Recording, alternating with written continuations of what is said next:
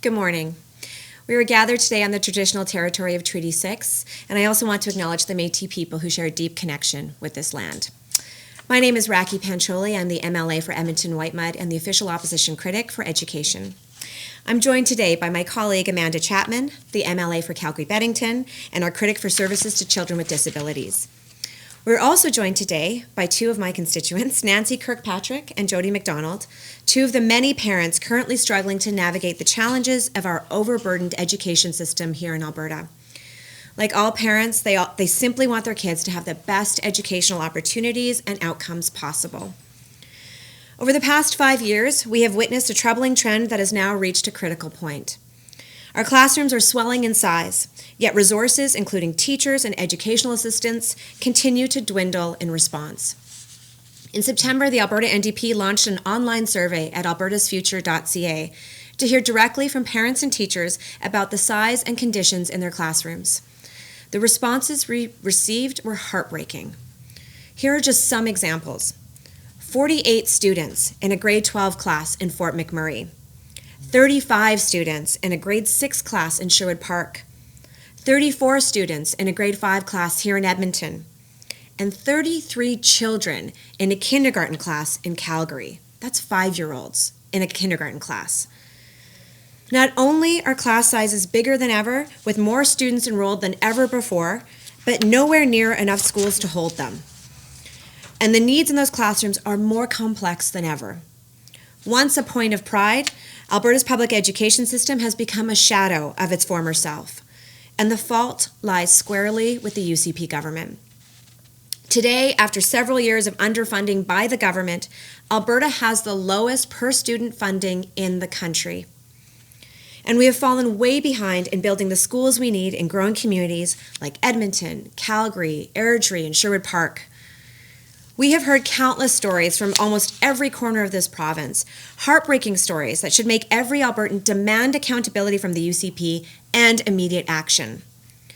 For example, Paula, a Calgarian parent, told us that parents are being asked to do an extensive amount of fundraising just to support students with basic supplies and technology, the things that we would expect to find in an average classroom.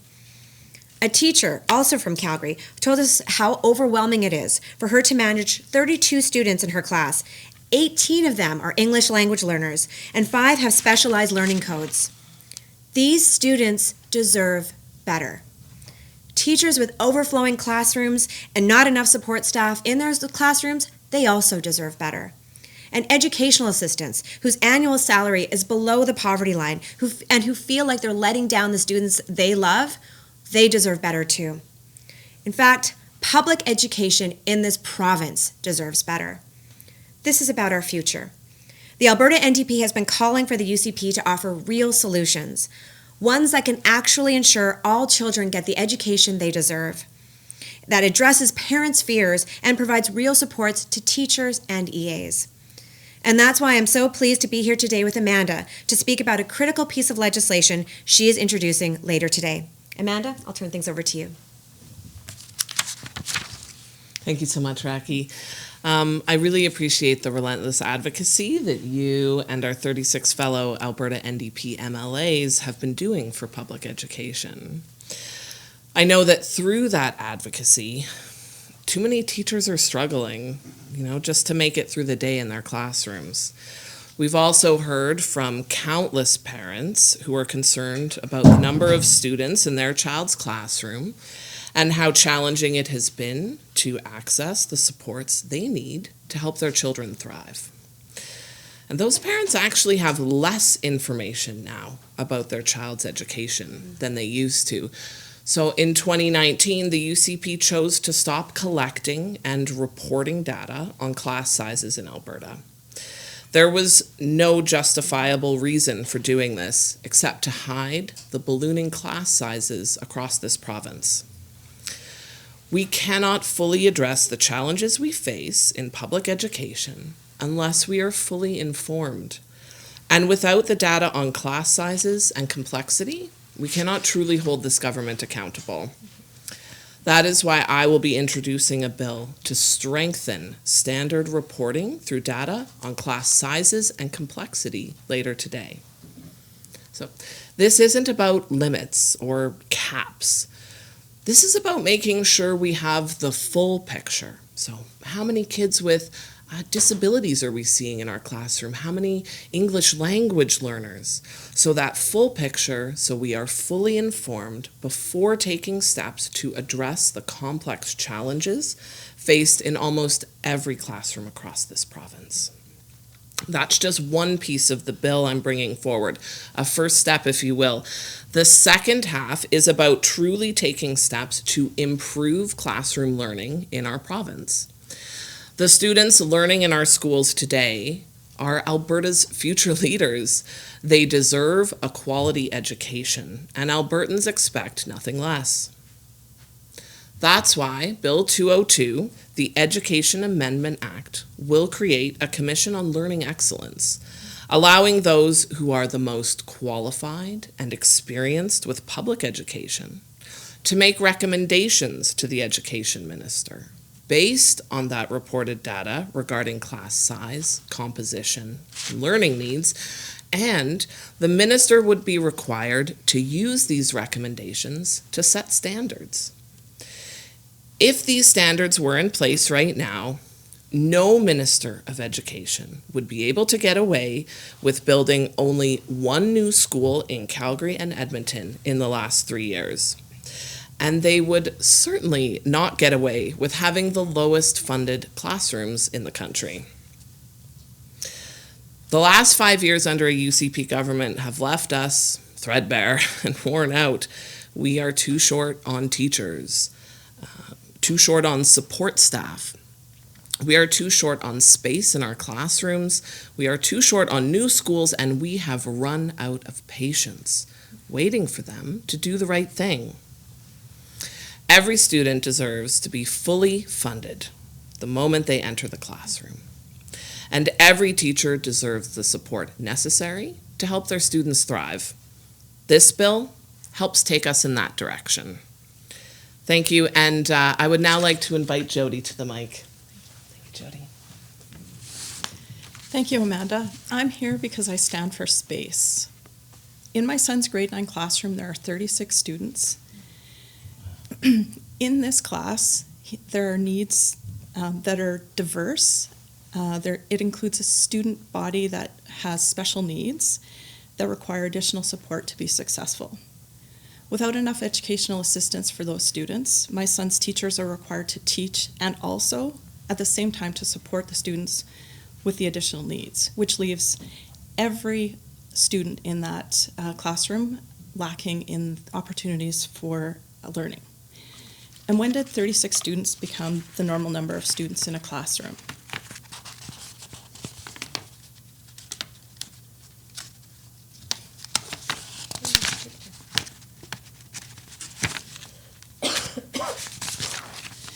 The upward creep of classroom sizes has a direct relationship to the decreased funding for education.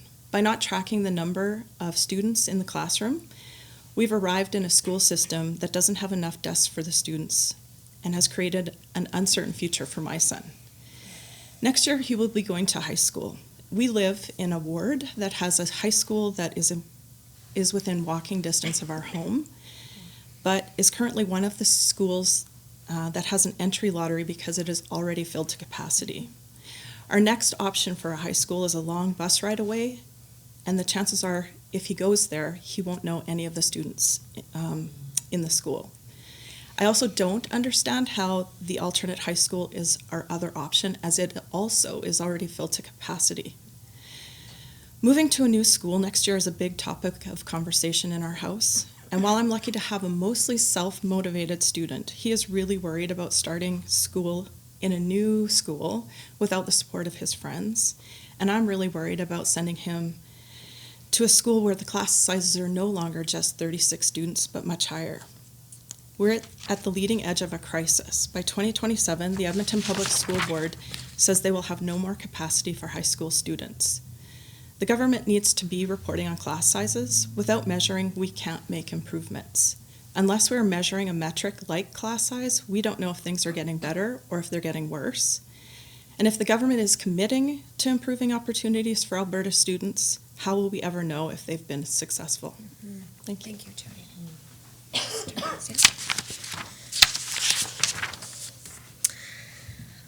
Thank you, Jody. That's very heartfelt, and I think, unfortunately, I know that many other parents and many other students are facing the same challenges, and those conversations are happening in households across our province right now. I'd like to now invite Nancy Kirkpatrick up to the microphone. I believe the elimination of reporting and collecting class sizes was wrong to do in the first place. Collecting this information is vital for all of us to be able to assess how our public school system is functioning. We cannot manage something we are not measuring. Our children deserve learning environments that allow them to have more one-on-one time with their teachers and safe spaces to spend their days learning. Large class sizes do not allow the teachers to spend that extra time with someone who is struggling. I know the teachers are concerned about the students who need that extra time, who need the extra supports. My sons are in large classes, 31 in grade 7 and 36 in grade 9. We currently, as well, have no idea where my oldest will attend high school next year. Our situation is the same as it is for Jody's son. Our catchment school is on a lottery, and the overflow high school is also overcrowded. The remaining high schools on our side of the city are also at maximum capacity with closed boundaries. Here are the utilization rates from EPSB's 10 years facilities plan for high schools in the south side of Edmonton, keeping in mind that schools are considered full when the rate is 80%. Harry Ainley, 99%. Lillian Osborne, 123%. Scona is at 111%.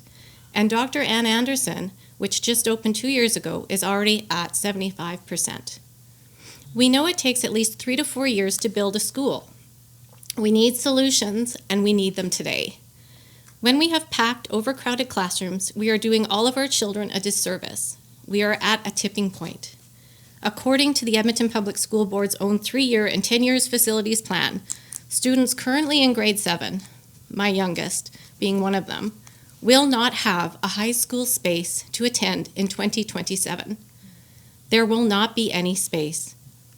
Many of our high schools are older buildings and have large deferred maintenance issues that need to be addressed. We all need to speak up for our children. I am asking everyone to become informed regarding this critical space crisis.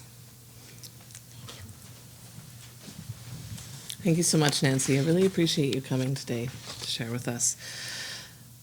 So the Alberta NDP is committed to making sure that your son and every student across this province can access the supports they need to learn, thrive, and yes, even enjoy their experience in the classroom.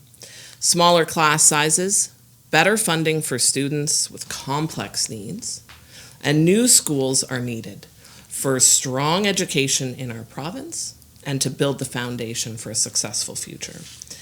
The decisions we make today will impact students for the rest of their lives, and I encourage our UCP colleagues to join us in support of this bill. I'm happy to now take any questions. Thank you. Just a reminder, if you're on Zoom, it's the raise hand function to get in the question queue, and *9 if you're on the phone. We'll start with questions in the room. We'll go to the phone. Just please state your name and outlet and who you would like to direct your question to. Catherine, your line should be open.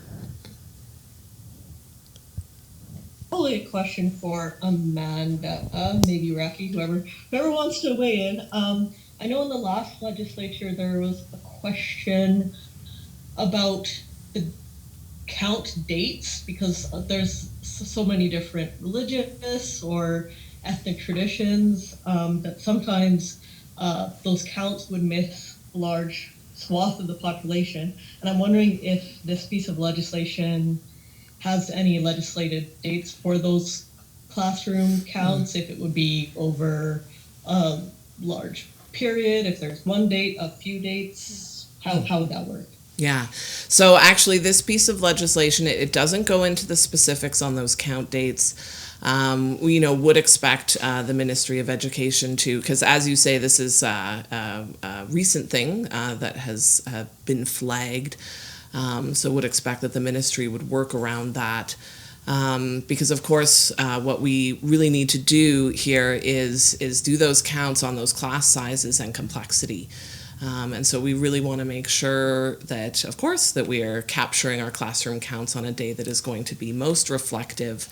We really need this government to be transparent on what's happening in our classrooms. So certainly we would be looking at them to accommodate around, as you mentioned, major holidays and the like. You have a follow-up, Catherine? I do. So this Commission on Learning Excellence, I'm wondering if there's any other provinces or any jurisdictions that do this that you'd be modeling it off of, or if it would be a brand new thing. Yeah. Well, so. Oh, sorry. Yeah, go ahead. Sorry. Yeah, no problem. So this is something we have actually done in Alberta before. But it's been 20 years since the last time we had this Commission on Learning Excellence. So really just looking to move back towards that system. And this legislation does prescribe that this commission would be called every 10 years. So from now going forward. And this is a really important piece because as you know, we see a lot of changes in classrooms, right? Things aren't static. Demographics can change. Technologies are changing all the time. So bringing together that group of experts to really inform the ministry on what is happening is going to be really key to our success in supporting students in the classroom. Great. Thank you, everyone. That concludes our press conference for today. Thank you.